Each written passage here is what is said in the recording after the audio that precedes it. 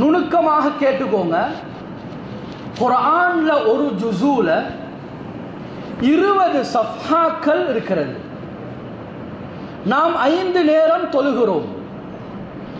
ஒரு நேர தொழுகைக்கு பின்னால் அதே இடத்தில் அமர்ந்து 4 சஃப்ஹாக்களை ஓதினால் ஒரு நாளைக்கு 5 நேரம் தொழக்கூடிய நாம் இலேசாக ஒரு ஜுஸுவை அழகாக ஓதி முடிக்கலாம். ஒரு நாளைக்கு ஒரு ஜுஸு முடித்தால் 30 நாட்களில் ஒரு குர்ஆனை அழகாக பதட்டம் இல்லாமல் அவசரம் இல்லாமல் அழகாக ஓதி முடிக்கலாம். ஒரு மனிதனுக்கு 2 குர்ஆன்கள் முடிக்க வேண்டும் என்ற ஆசை இருந்தால் ஒரு நேர தொழுகைக்கு பின்னால் 8 சஃப்ஹாக்களை அவன் ஓதினால் 5 நேரம் தொழுகிறோம். எனவே 2 ஜுஸுக்கள் வந்து விடுகிறது. எனவே 30 நாட்களும் நாம் ஓதினால் 2 குர்ஆன்களை இலேசாக முடிக்கலாம். இவ்வாறு ஒரு மனிதருக்கு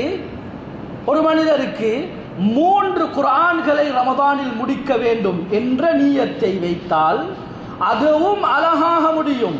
ஒரு நேர தொழுகைக்கு பின்னால் 12 சஃப்ஹாக்களை நாம் ஓதுவோம் என்றிருந்தால் ஒரு நாளைக்கு 3 ஜுஸுக்கள் வந்து விடுகிறது. எனவே 30 நாட்கள் தொடர்ச்சியாக நாம் தவற விடாமல் ஓதுவோம் என்றிருந்தால் 3 குர்ஆன்களை சரளமாக இலகுவாக கஷ்டப்படாமல் ஓத முடியும் என்பதை சில மார்க்க அறிஞர்கள் எங்களுக்கு அழகாக விளங்கப்படுத்துகின்றார்கள். எனவே கண்ணியமான சகோதரர்களே, குர்ஆனோடு தொடர்பாகுவோம். குறிப்பாக சொல்கிறேன், ரமதானில் மாத்திரமல்ல.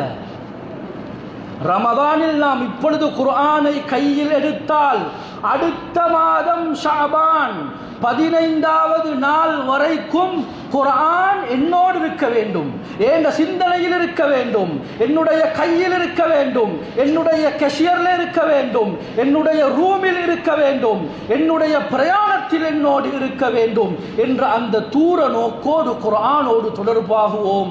நிச்சயமாக அல்லாஹுடைய தொடர்பும் உண்டாகிடும். அல்லாஹுடைய தொடர்பு உண்டாகினால் சகோதரர்களே, எல்லா நிலைமைகளும் எங்களுக்கு